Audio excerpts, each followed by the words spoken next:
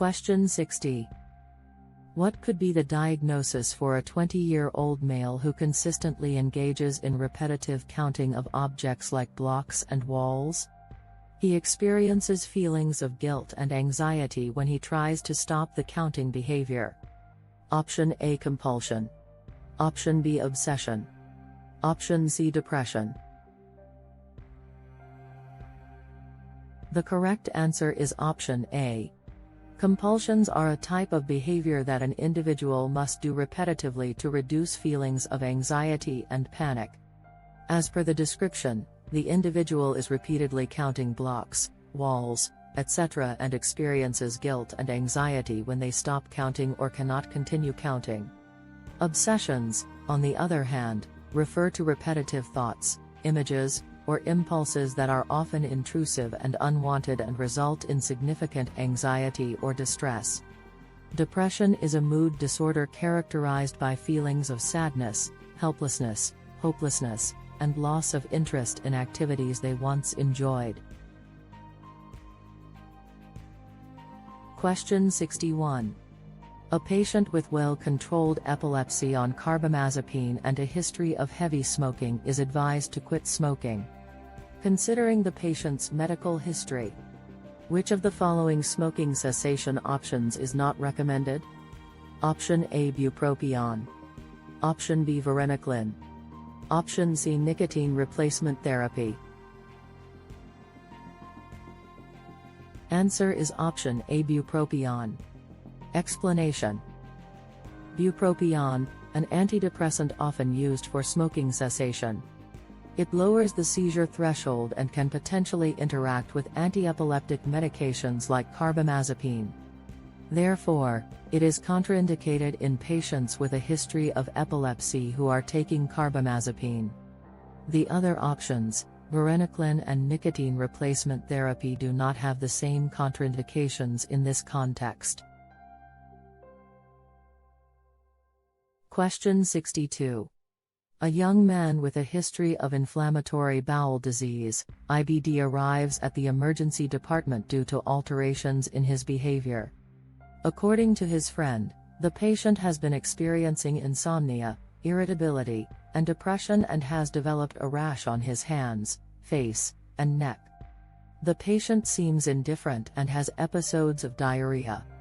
Which vitamin deficiency could be contributing to his symptoms? Option A, niacin, vitamin B3. Option B, thiamine, vitamin B1. Option C, vitamin C. Option D, vitamin B12. The answer is option A, niacin, vitamin B3. Explanation. The constellation of symptoms described is suggestive of pellagra, which is caused by a deficiency of niacin, vitamin B3. Inflammatory bowel disease, IBD, can impair the absorption of nutrients, potentially leading to various deficiencies. Niacin deficiency can result in psychiatric symptoms, dermatitis, diarrhea, and other systemic manifestations. Question 63. A 17-year-old girl displays a persistent refusal to maintain a healthy weight appropriate for her age and height. She intensely fears gaining weight and is deeply disturbed by her body image. Additionally, she has experienced amenorrhea for more than 3 menstrual cycles. What is the likely diagnosis? Option A, anorexia nervosa. Option B, bulimia. Option C, body dysmorphic disorder. Option D, obsessive-compulsive body disorder.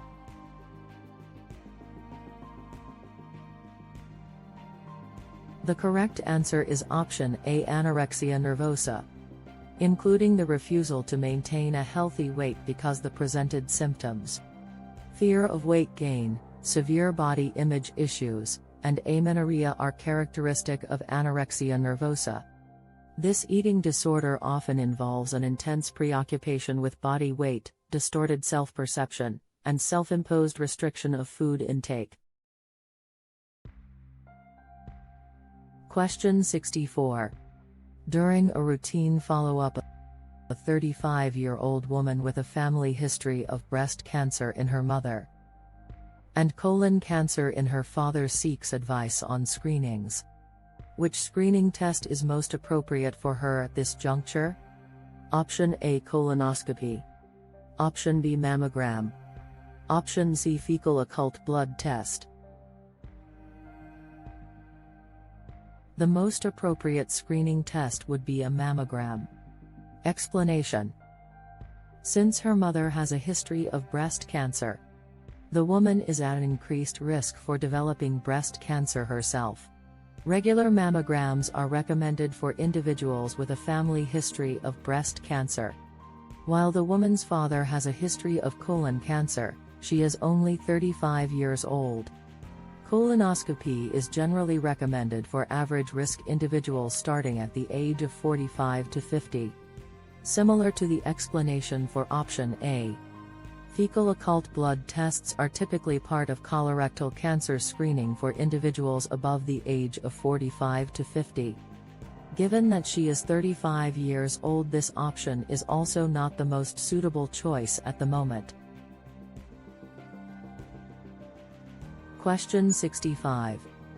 A man with a history of heavy alcohol use was previously hospitalized for acute pancreatitis. He now presents with 1 week of progressive abdominal discomfort, distension, nausea, vomiting episodes, and tenderness in the epigastric region. His blood pressure is 117 by 84 millimeters of mercury. A CT scan of the abdomen resembling the provided image is available. Considering his clinical presentation and history, what is the most suitable next course of action? Option A, expectant management. Option B, endoscopic drainage. Option C, parenteral antibiotics. Given the information provided, the most appropriate next step for this patient is endoscopic drainage. Explanation: the CT scan of the abdomen along with the patient's clinical presentation and history suggests the possibility of acute fluid collection or pseudocyst formation in the pancreas. The patient's symptoms and the presence of tenderness indicate that intervention is needed. Expectant management would not be appropriate, because the patient's symptoms and the potential for complications indicate the need for active intervention. Parenteral antibiotics are not the first-line treatment for pancreatic pseudocysts. Question 66. A man arrives at the emergency room in an unconscious state after a motorcycle collision. His initial vital signs reveal a blood pressure of 160 by 100 millimeters of mercury, a pulse of 58 beats per minute, and irregular breathing at a rate of 10 breaths per minute. He responds only to painful stimuli, withdrawing his extremities, and his pupils are symmetric and sluggishly responsive. Bilateral breath sounds are normal, but he has facial and limb abrasions. Due to airway protection concerns, he has been intubated via an endotracheal tube. Imaging studies of his head and cervical spine show no abnormalities or hematoma, but diffuse cerebral edema is observed. Given this presentation, which of the following medications would be the most appropriate at this stage? Option A, hypertonic saline. Option B, cyclosporins. Option C, nimodipine. Option D, glucocorticoids. The most appropriate medication at this stage is hypertonic saline. The combination of elevated blood pressure, irregular breathing, and diffuse cerebral edema suggest the possibility of increased intracranial pressure, ICP. Hypertonic saline, often used in concentrations such as 3%, can help reduce cerebral edema and lower intracranial pressure by osmotically drawing water out of brain cells. This treatment aims to mitigate the risk of brain herniation, which can occur when the brain is subjected to elevated pressure within the confined space of the skull. It's important to promptly address increased ICP to prevent further neurological damage. The other options are not typically indicated for this scenario.